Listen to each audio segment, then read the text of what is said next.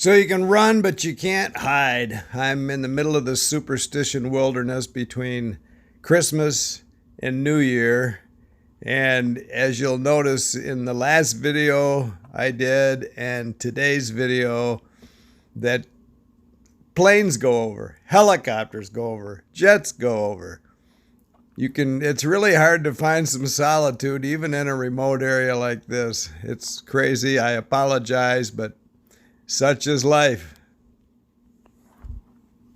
So one of the neat experiences about thru hiking is trail magic, and I know I've told trail magic stories before, but I was thinking maybe the other day I was hiking and a bunch of hot air balloons went over the top of me. But you have to be careful because, you know, they go with the wind. They make no noise until they turn that gas on and you hear it. So I have been caught peeing in the trail and I've heard that noise and I look up and I have an audience. But it reminded me that on the CDT, maybe one of the best trail magic incidents I've ever had.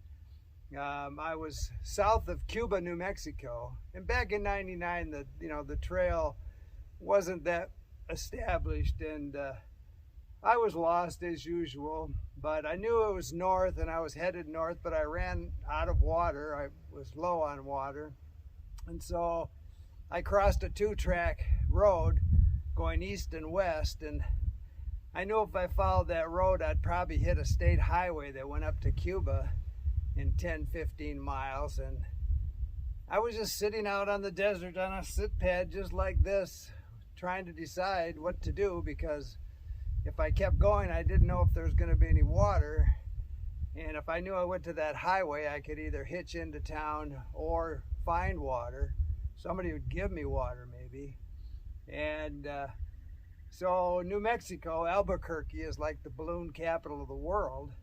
And I'm sitting there, not a soul around, and all of a sudden, all these pickup trucks just dusted me, went right by, dusted me. I'm sitting there, they all looked at me, but nobody stopped until the last truck, Bob and Molly. And they were all on a fly-in. They took their trucks out and their equipment, and they were gonna take off, but there was too much wind. So they pulled the pin, they were all leaving, and again, everybody dusted me but Bob and Molly. So I was out of food, out of water. Within 5 minutes, they stopped. They gave me water. They gave me salmon from Pikes Peak Market in Seattle, cherry tomatoes, avocados, Coke, beer. It was like manna from heaven. And then in 10 minutes, they were gone. And I was out there all by myself again, but I couldn't keep going north at that point. So anyway, you're gonna run into those kind of things on a regular basis. If you're doing a thru hike, you're gonna run into all kinds of wonderful people and magic. Keep smiling.